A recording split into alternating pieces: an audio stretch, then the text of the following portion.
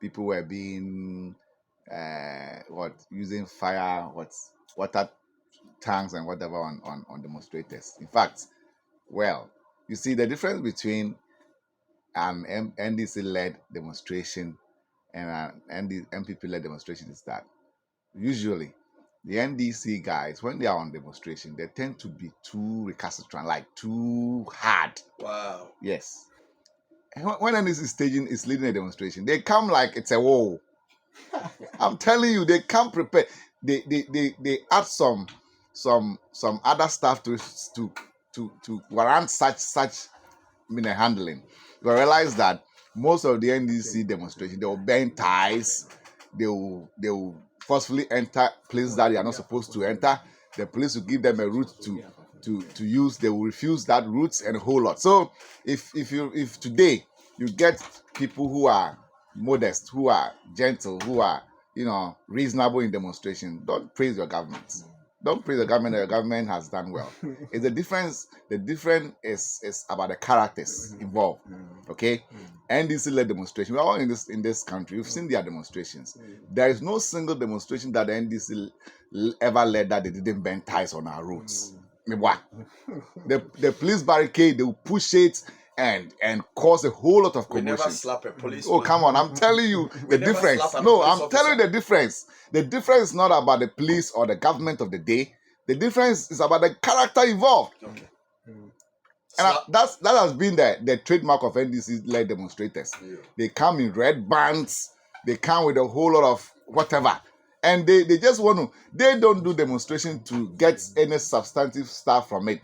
They want to give the dog a bad name in an international front and hang it. So they will make your government look like you are the most wicked and the most whatever radical government ever. So when they are demonstrating, they come prepared with violence. So take note of that, my brother. The difference is the character involved. So you should take note of that. Now, he was saying that nobody has been able to, quote any constitution regarding President Mahama, whatever, about the Chief Justice removal. We are not talking about just the constitution. We are talking about the discretion you add he to the... He spoke about the fact that what he said specifically was that the constitution gives that mandate. I agree. Yes. I agree. But the petition, we are talking about the petition that upon which President Mahama is acting. It is light. It carries no weight. Any serious leader... Do we have light petitions? Oh, come on. How can someone write in a petition that because the Chief Justice reprimanded me in court or shouted on me in court, she should be removed? What kind of argument is that? What to determine that this is grievous or more? No. If a lawyer, okay, standing before the bench, in fact, you know that every court case regarding Supreme Court's involvement, it's not just about the Chief Justice. It's a bench. It's a whole panel. Do you get it? So if the Chief Justice plus other justices are sitting on a case and you misbehave and you are called to order, does that warrant a removal? Silas, I'm not interjecting, but why would you blame the president for this? Because I expected her to throw away the petition. No. The Council of State probably read through the petition and felt that they were tangible enough. I don't want to say anything about the Council of State. You have to. No.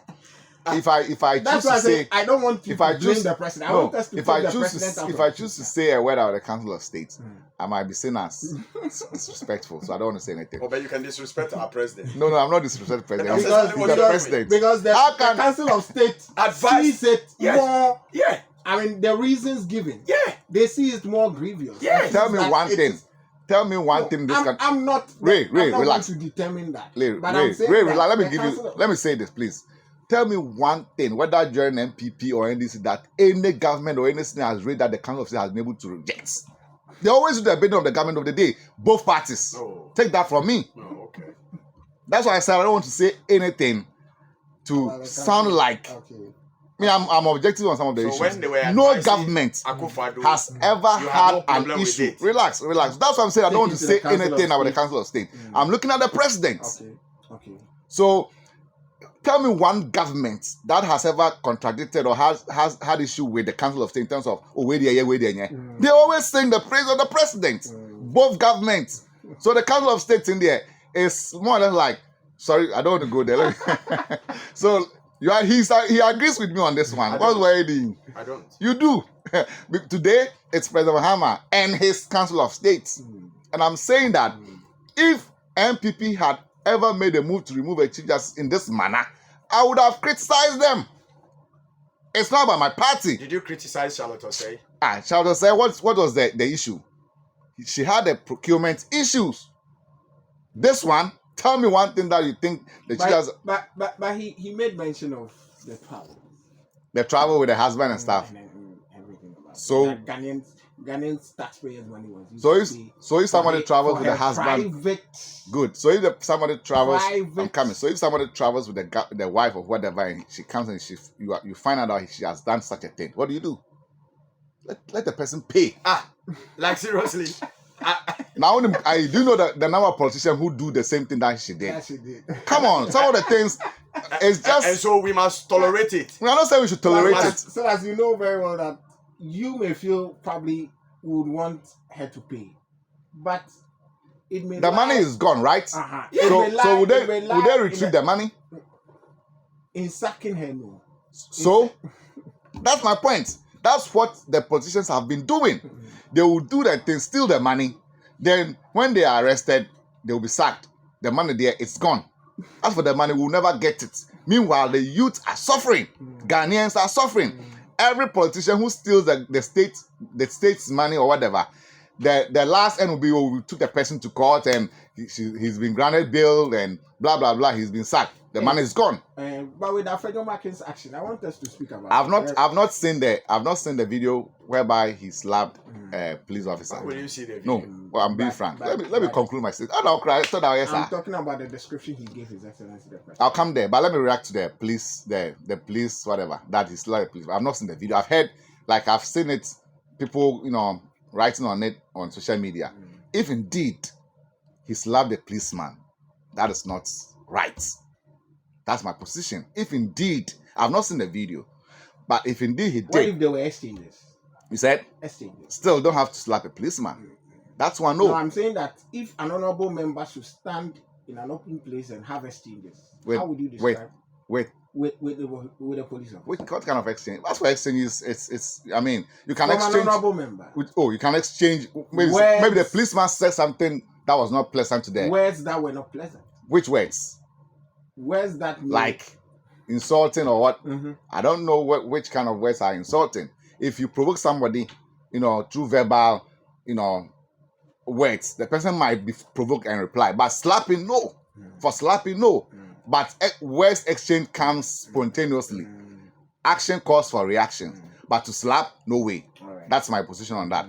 And then on his description of how he addressed President Mahama, I think he made a profound allegation that one of the reasons why President Mahama is, playing his moves on the judiciary is trying to manipulate the system so that he can have a third term. That's what he said, right? If that is the move by the president, it's just an allegation.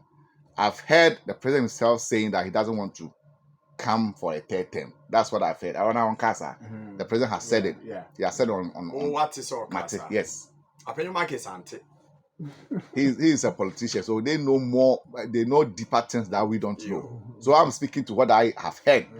Maybe you remember Alfredo Markin stood in Parliament and started mentioning names of NDC potential ministers, and most of them became a reality. Yeah. So maybe he is a minority leader. He is in Parliament. He's with the NDC gurus over there.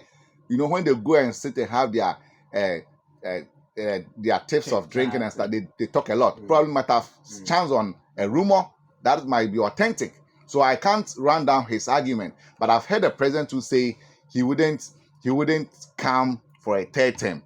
Okay, but in case he has got a change of mind, he should stop it, because Ghanaian will not allow him. Even the NDC people will not even allow him. Do you think the NDC people will sit down for President Mahama, not doing anything extraordinary in leadership, and they will sit down for him to continue on a third term?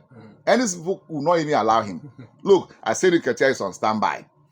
Julius Debra is on standby. My good friend Haruna Idrisu is on standby. You think these people will just sit down whilst they are aging, sit down and wait for President Mahama, who will be like 70 thereabout, to come for a third term when they're also in waiting to become president. Yeah, I And- want you to be summing up for me. Yes, so you think NDC people will even watch him to do that? They will not. The only thing that will happen in NDC is that there will be a big crack in the party, and it will be good for any opponent. We will be watching them, but I would advise them, or I would advise the president himself, that he shouldn't take that move. Besides, I take him for his word on this one, that he has ever said he wouldn't like to come for a third term. But on Manitumi and the office said, so he wants to stay and hang on power. He will be in big trouble within and without his party. So you should take notes. Well, that's it. We're moving straight into our. Oh, Okay. I also need to have my second right. Okay. Just 1 minute. If you have any rebuttals, because I want us to. We have some few minutes. I want us to move into the code of ethics. Okay, so laid out by let me the just veterans. give me about 3 minutes. Hey, I'll be 1 quick. minute. Well, I add my next time to respond to it. He's my friend. So. My brother says that, if the Chief Justice uses state money to pay for the husband, give per diem. We should ask We, for it. we just ask for it so that she brings it. She refunds it. She refunds it. This is not just an ordinary woman. She's just Chief Justice. She's a judge. People do these kind of things and they are brought before her court. And she's supposed to be, she's supposed to judge. So the Chief Justice will say, oh, why your body win? So they confess canebra. Somebody goes to steal. What was her response to that particular? He said, there's a policy. Her response is that he opted to use official for private. How? Go ahead. No, don't just say I should go ahead. Agree with me. How can I agree with you? Agree with me. He says her Please, position. you in 1 minute. Yes, her position is that even though he agreed that he went on a private vacation with the husband and her child, her daughter, he opted to use official for private and even pay them per diem. $10,000 on the money bars per diem. $6,000. $6,000. That's what we are talking about, a Chief Justice.